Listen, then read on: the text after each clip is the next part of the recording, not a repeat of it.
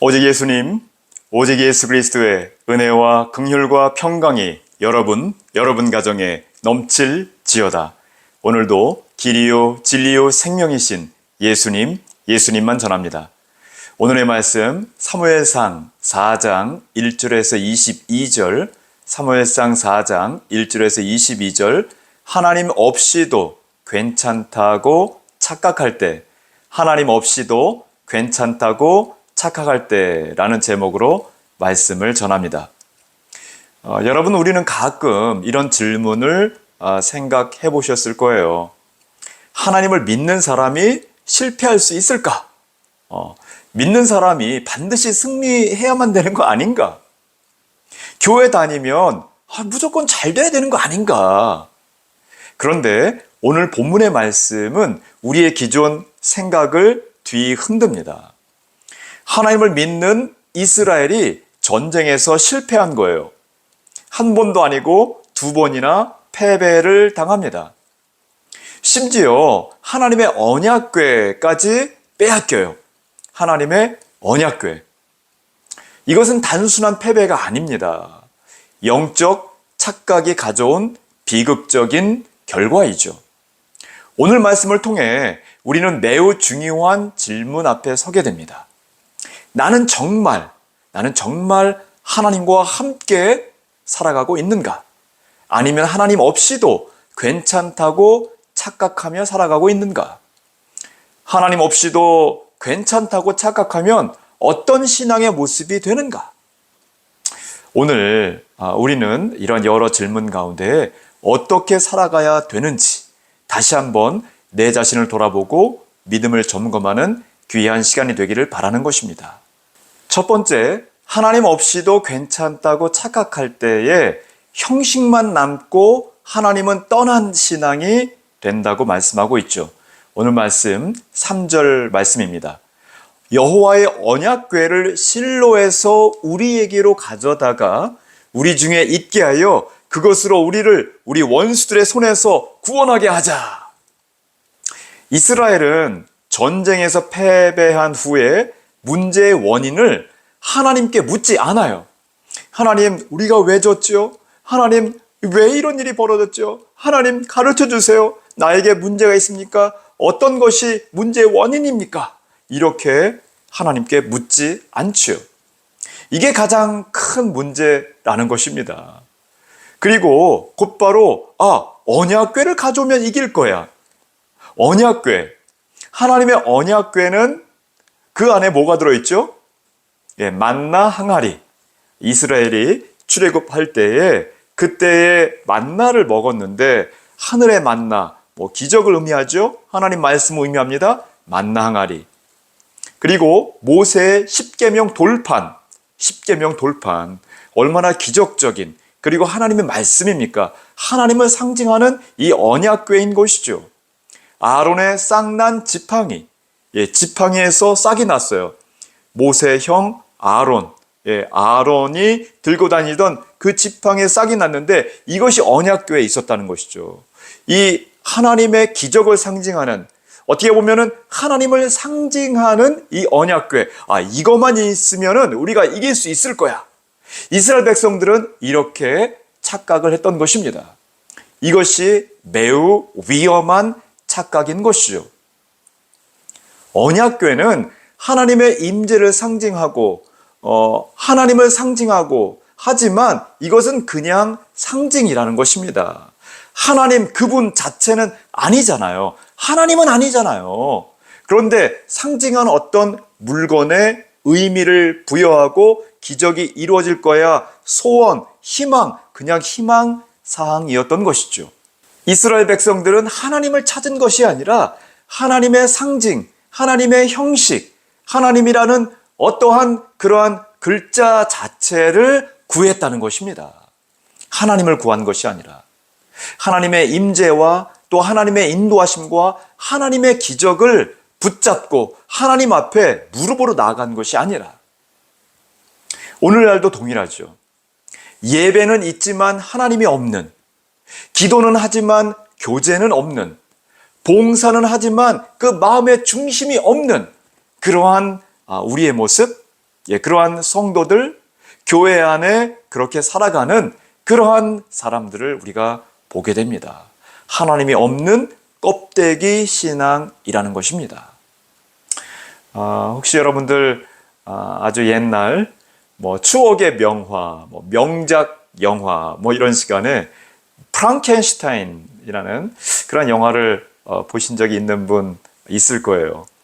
악한 마귀, 악령, 귀신 이런 것이 사악한 이게 이제 막 다가오잖아요. 그러면은 십자가를 딱 이렇게 보이면은 그러면은 이 사악한 귀신이 막 도망가요. 그런데 어느 순간 사악한 이 귀신 악령이 프랑켄슈타인 이 십자가를 대는데도 믿음 없이 그냥 십자가만 이렇게 하는 사람은 오더니 십자가를 막 구겨요. 나의 모습, 여러분의 모습, 우리의 모습은 어떤가?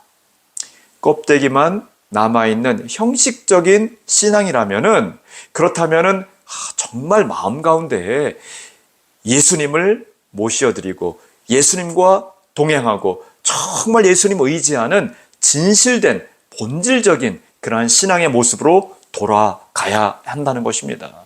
회복해야 한다는 것입니다. 신실하게 절실하게 오직 주님 신앙으로 살아가야 하겠다는 것이죠. 우리는 하나님을 찾고 있는가? 그냥 상징만, 물건만 의지하고 있는 것 아닌가? 형식만 붙잡고 있지 않는가? 하나님을 찾지 않고 상징만 붙드는 것이 아니라 관계없이 형식만 유지하는 껍데기 신앙이 아니라 오직 예수님으로 살아가시는 저와 여러분 되시기를 간절히 축원합니다. 두 번째로 하나님 없이도 괜찮다고 착각할 때 하나님을 도구로 사용하는 신앙이 된다는 거예요. 하나님을 도구로 사용하는 신앙.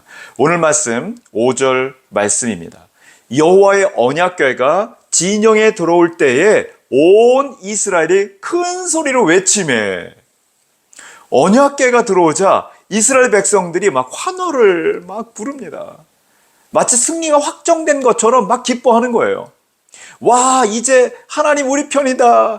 언약궤가 들어왔어. 언약궤 안에는 아론의 쌍난 지팡이, 모세 그 십계명의 율법, 만나, 항아리, 기적을 일으켰던 500년 전, 기적을 일으켰던 수십 년 전, 수백 년 전, 내가 과거에 영광스러운 그런 모습들이 있었는데 그것을 이제 이루게 될 거야. 하지만 현실은 반대로 일어나죠. 전쟁에서 지잖아요. 그들은 그냥 하나님을 자기 편으로 끌어들이려고 했을 뿐이지 하나님께서 원하시는 하나님 편에 서서 하나님이 어떻게 하실지 묻지도 않고 그냥 상징적인 물건 언약궤만 붙잡고 있었던 것이죠. 형식만 붙잡고 있었다는 것입니다. 이것이 바로 하나님을 도구로 사용하는 신앙이라는 것입니다. 하나님을 나의 계획을 위한 수단으로 삼았다. 필요할 때만 하나님을 찾았다라는 것이죠.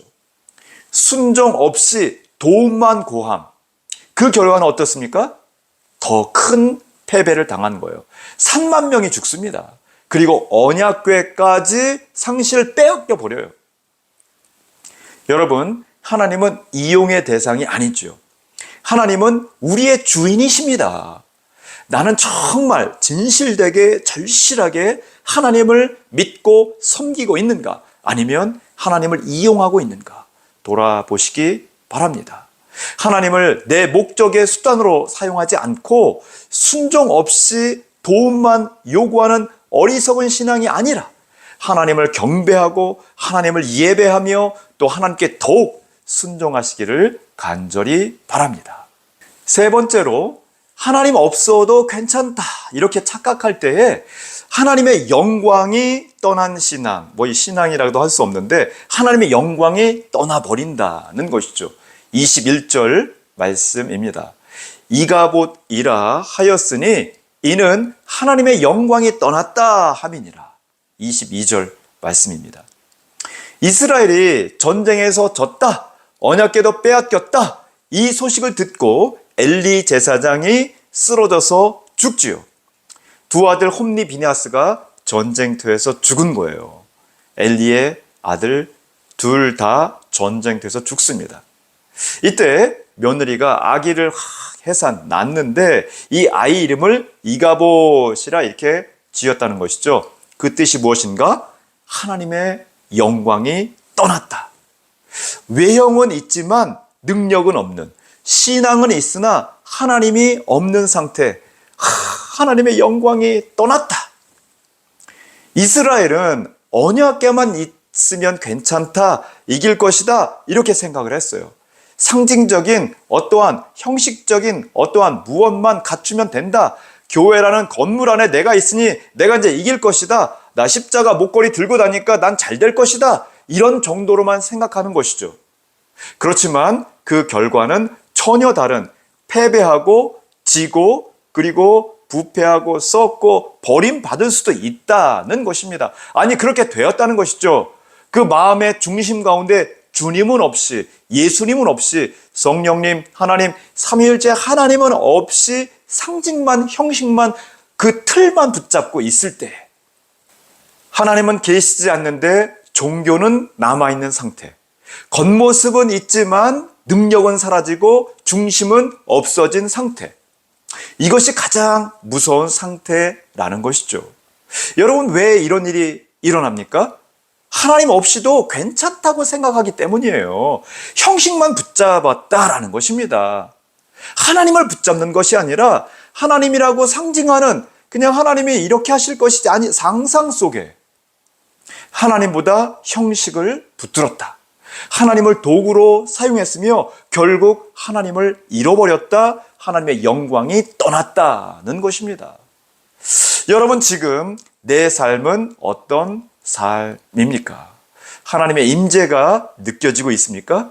나는 마음의 중심에 정말 주님과 함께 살아가고 있다. 내가 오늘 아침부터 저녁까지 잠자리에 들 그 순간순간마다 주님, 나와 동행하시는군요. 주님, 내가 주님으로 살아갑니다. 이러한 삶의 고백 가운데 하루하루를 살아가고 있는가, 이것입니다. 하나님이 떠나시면 모든 것이 무너지는 거예요. 하나님이 나와 함께 계시다, 이러한 믿음의 고백 가운데 살아간다면, 그렇다면 모든 것이 다시 살아나는 거예요. 사무엘상 4장 마지막에 울려 퍼지는 마지막 한 단어, 그것은 이가봇이에요. 이가봇, 하나님의 영광이 떠났다. 여러분, 이것보다 더 큰 비극이 어디 있어요? 돈을 잃어버리는 것, 건강을 잃어버리는 것, 사람 관계 가운데 친구, 이런 것을 잃어버리는 것, 정말 힘들죠. 안타깝죠. 가슴 아프지요. 그러나 이것보다 더 가슴 아프고 안타까운 것, 그것은 하나님을 잃어버리는 거예요. 하나님의 영광이 떠나는 거예요. 가장 비극적이고 치명적인, 그건 슬프고 안타까운 일인 것이죠. 더 두려운 것은 무엇입니까? 그러한 상태도 모르면서 살아가는 거예요. 무감각하게 하나님이 계시는지 또 떠나갔는지, 내가 그런 마음의 확신 가운데 있는지 아닌지 이것조차 모르면서, 느끼지 못하면서 무감각하게 형식만 붙잡고 그냥 살아가는 그러한 삶이라는 것이죠. 우리 주님께서 우리에게 묻습니다. 얘야, 너는 이가봇이냐 아니면 임마누엘이냐? 임마누엘, 하나님이 우리와 함께 하시다, 이런 의미이죠. 이가봇, 하나님의 영광이 떠났다. 여러분, 우리는 하나님께서 나와 함께 계십니다, 이러한 임마누엘의 고백 가운데에 우리가 살아가고 있었어요. 그리고 살아가고 있습니다. 앞으로도 그렇게 살아가야 할 것입니다. 임마누엘, 형식적인 모습이 아니라, 형식적인 그런 삶이 아니라 하나님이 나와 함께 하심을 기대하고 고대하고 믿음의 확신 가운데에 살아가시기를 바랍니다. 하나님을 찾을 때, 하나님을 도구가 아니라 주인으로 모실 때, 진심으로 회개하며 돌아올 때 하나님의 영광은 다시 임하게 됨을 경험하게 될 것입니다. 오늘 이 시간, 이가봇을 끝내는 시간 되기를 바랍니다. 임마누엘을 회복하시기 바랍니다. 여러분의 삶 속에, 우리의 삶 속에, 우리의 가정에, 우리의 교회에 다시 임마누엘의 축복이 임하시기를 간절히 축원합니다. 오직 예수님